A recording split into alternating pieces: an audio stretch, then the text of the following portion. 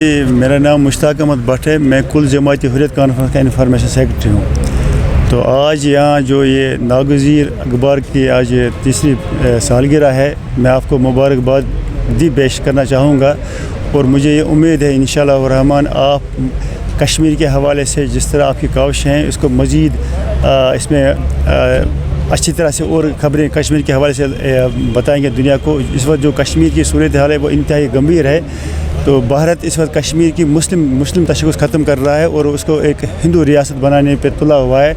लिहाजा इस वक्त मीडिया की यह ज़िम्मेदारी बनती है कि वो दुनिया के सामने भारत की जो असल चेहरा है, असल जो सूरत हाल है वो सामने लाए।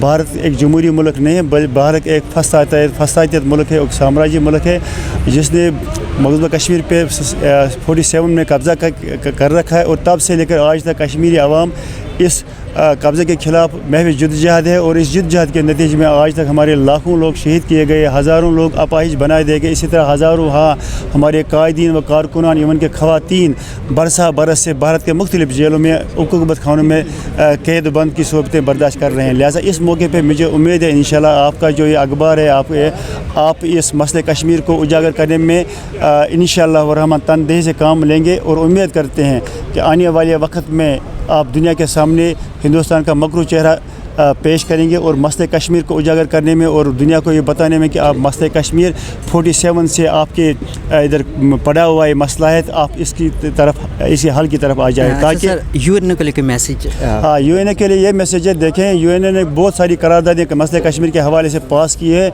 लेकिन बदनसीबी है कि आज तक उन करारदादों पर अमल नहीं हुआ। हालांकि इस दौरान और भी ममालिक ने एक उनकी करारदादें उनको आज़ादी मिली है, जिस तरह मशरक़ी तैमूर है, इसी तरह और भी ममालिक उनको आज़ादी मिली। लेकिन बदकिस्मती है कि कश्मीरी कौम 47 से आज तक इस इंतज़ार में है कि जो करारदादें पास की गई उनको इम्प्लीमेंट किया जाए। लेकिन बदकिस्मती ये है कि आज तक उन करारदादों पर अमल नहीं किया गया और उन करारदादों पर अमल न करने की वजह से लाखों कश्मीरी शहीद किए गए हैं। इसी तरह कश्मीर के घरों को बर्बाद किया गया, कश्मीर की जायदादें उनसे छीनी जा रही है, कश्मीर के बच्चों को नाबीना किया गया है। वजह यह है कि कश्मीरी वो हक जो हक अक़वाम मुत्तहिदा ने उनको दिया वो हक मांग रहे हैं, लेकिन आज तक वो हक उनको नहीं दिया गया। मैं आज इस अखबार की वसातत से इस तकरीब की वसातत से अक़वाम मुत्तहिदा से अपील करना चाहूँगा कि वो अपनी करारदादों को अमलाएँ और भारत पर दबाव डालें।